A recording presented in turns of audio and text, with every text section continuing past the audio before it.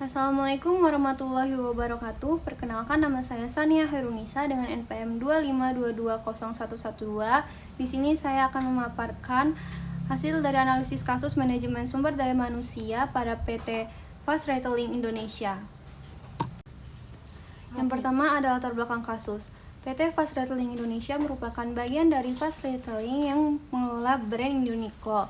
Perusahaan ini berkembang pesat di Indonesia sebagai bagian dari strategi ekspansi global di industri retail fashion.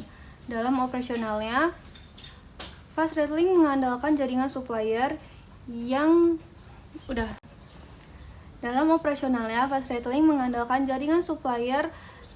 atau pabrik pihak ketiga untuk memproduksi barang termasuk di Indonesia. Salah satu kasus yang mencatat adalah kebangkrutan PT Jaba Garmindo pada tahun 2015. Kebangkrutan ini menyebabkan ribuan pekerja kehilangan pekerjaan tanpa kompensasi yang layak. Kasus ini kemudian menjadi sorotan internasional karena dianggap mencerminkan lemahnya pengawasan perusahaan terhadap praktik ketenagakerjaan di rantai pasoknya. Permasalahan utama dalam kasus ini berkaitan dengan aspek manajemen sumber daya manusia, khususnya dalam pengelolaan tenaga kerja di level supplier.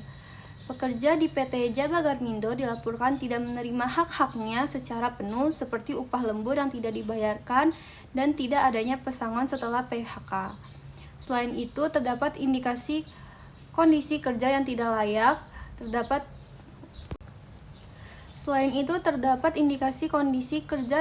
layak, serta perlakuan yang tidak adil terhadap pekerja, termasuk dugaan diskriminasi. Di sisi lain, muncul kritik terhadap Fast Retailing karena dianggap kurang bertanggung jawab dalam memastikan bahwa suppliernya memenuhi standar ketenagakerjaan.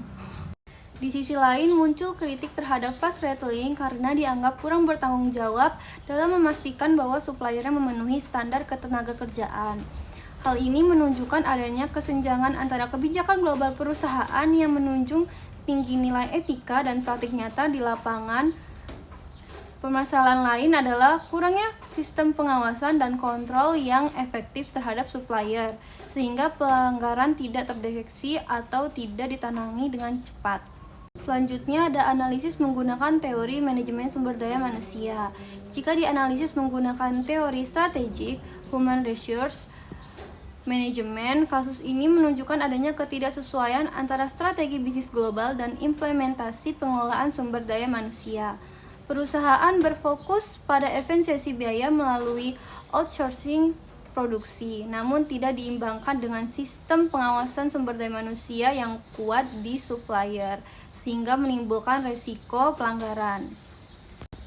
Dari perspektif teori stakeholder oleh R. Edward Verman, perusahaan seharusnya memperhatikan semua pihak yang terdampak, termasuk pekerja di supplier.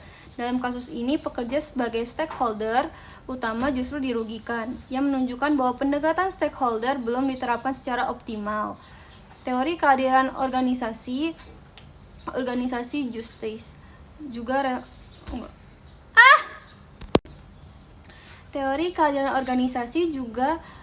relevan untuk menjelaskan kondisi ini. Pekerja tidak mendapatkan hal yang adil, proses PHK tidak transparan, dan perlakuan yang diterima tidak manusiawi. Hal ini menyebabkan menurunnya kepercayaan terhadap perusahaan dan menciptakan konflik industrial. Selain itu, konsep sustainable human resource management menunjukkan bahwa perusahaan belum sepenuhnya bertanggung jawab terhadap praktik sumber daya manusia di seluruh rantai pasok. Standar ketenagakerjaan global seperti yang dianjurkan oleh International Labour Organization belum diterapkan secara konsisten. Selanjutnya ada solusi yang logis dan aplikatif. Perusahaan perlu memperkuat pengelolaan sumber daya manusia di rantai pasok melalui pengawasan ketat terhadap supplier, seperti audit berkala untuk memastikan kepatuhan standar ketenagakerjaan.